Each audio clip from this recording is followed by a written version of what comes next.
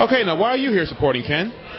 Well, Ken and I have been friends since high school. We worked on the high school newspaper together way back at Holy Cross in Waterbury. So we've both been interested in issues of freedom of speech and freedom of expression together a long time. And now I'm actually a high school teacher. I teach civics and U.S. history.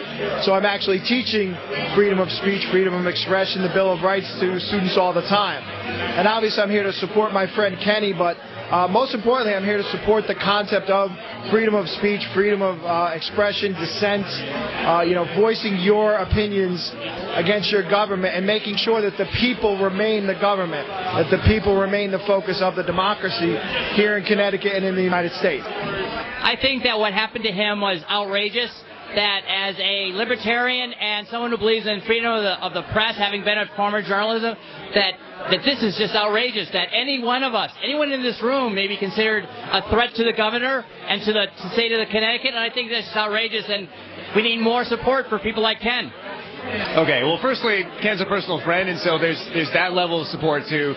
When someone's in a bind, you definitely want to help them when you can, especially when something is so high profile as this case over here. But it's incredibly disturbing as an average citizen that someone as caring as Ken could be put on a list like this. Now, he may be confrontational. He has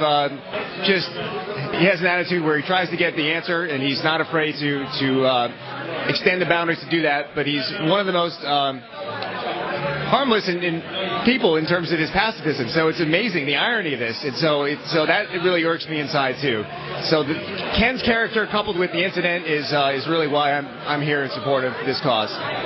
Well, I consider myself a political activist too, and if being a political activist means you need to go to jail, then I don't know what this country is doing. He's a sharp guy. I know him from working on the Cliff Thornton campaign. He was just top-notch person from the articles he wrote from way back when, and work on the drug war, and we can't let this happen. Well, I worked with Ken all last summer on the campaign for Cliff Thornton, and I know that Ken is a really great guy who believes in the American ideal and who wouldn't hurt a fly. So this business about him being a possible threat to the governor is ridiculous.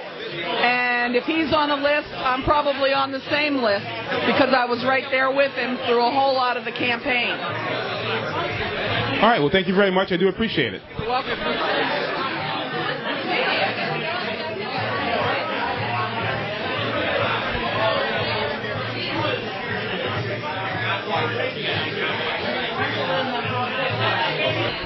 Well, I think it's a little bit crazy that a journalist is taking a picture and gets kidnapped from behind by our police force. This is America. I think we have rights. And what happened? And why did they take him? Why was it that they took his telephone, and that when they gave him his telephone, they turned it off, and then when they gave it back to him, it was on? I mean, that's just something missing there. There's something that upsets me. I'm supporting Ken because Ken was unfairly arrested. It's an outrageous case. It's an important case. I work for a labor union. It's important for us to preserve our freedom of speech, and this case is clearly one that starts to show the ugly face of fascism creeping into American politics. Working for labor, I see the persecution of labor organizations by the Bush administration, trying to destroy a basic freedom recognized around the world and recognized in the UN Charter of Human Rights that is being taken away by the government, by the Bush administration. I fight that as much as I can, but when I see something happening in Connecticut, like Ken's arrest, where a legitimate citizen is just exercising not even his freedom of speech, but taking a photo and is arrested for it, that's a very chilling thing.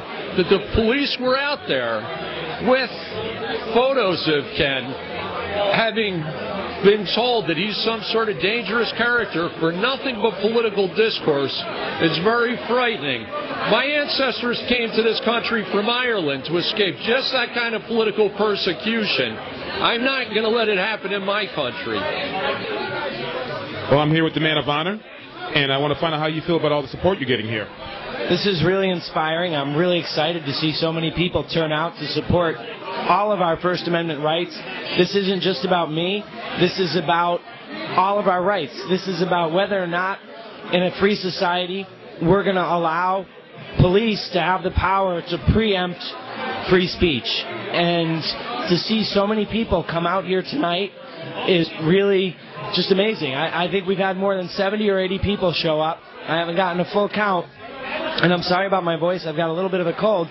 But it's really stunning to see that this issue has hit home with so many people, and that so many people understand that we can't allow in a post-9/11 world for the security state to overwhelm the Bill of Rights. And I think that people are here because they understand that on a visceral level, at some point, we've got to draw a line and say there's a difference between dissent and danger. And we don't believe that this individual has crossed that line. And so I'm just really thrilled that so many people have come out here. It's one of those things where you're like, is this really my life? Is it? I don't know. I mean, it's so surreal, but at the same time, I understand that it's about me. I get to be the venue, and there's a larger document called the Constitution of the United States of America that millions of people have died to protect, and this is our watch. Now, if they give money to your legal defense fund or find out more information on what you're going through, how do you have a website or anything like that? Yeah, so you go to my website, the40yearplan.com, THE40YEARPLAN.com, and there's information about this party. We have various photographers who've taken pictures, and we'll have some of that up.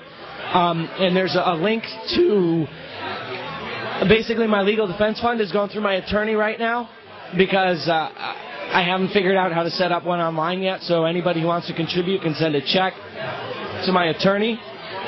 And we go back to court on January 30th. On the morning of January 30th at 8 a.m. of the Connecticut State Building on the North Stairs at 231 Capitol Avenue, we will have a rally for free speech because it's imperative that we let the governor and the state police and the Hartford Police Department understand that Congress shall make no law abridging the freedom of speech or the freedom of the press. And that law means that nobody has the power to stop somebody from taking a photo on a street corner. Well, thank you very much, and I think your jacket right there says it all. Free Kenny. I got to give a shout-out to my sister, Ruby McGrory, who made this jacket, and she made T-shirts, and they're available through my website that say Free Kenny. Basically, I'm not in jail, but exonerate didn't fit on the T-shirt, so...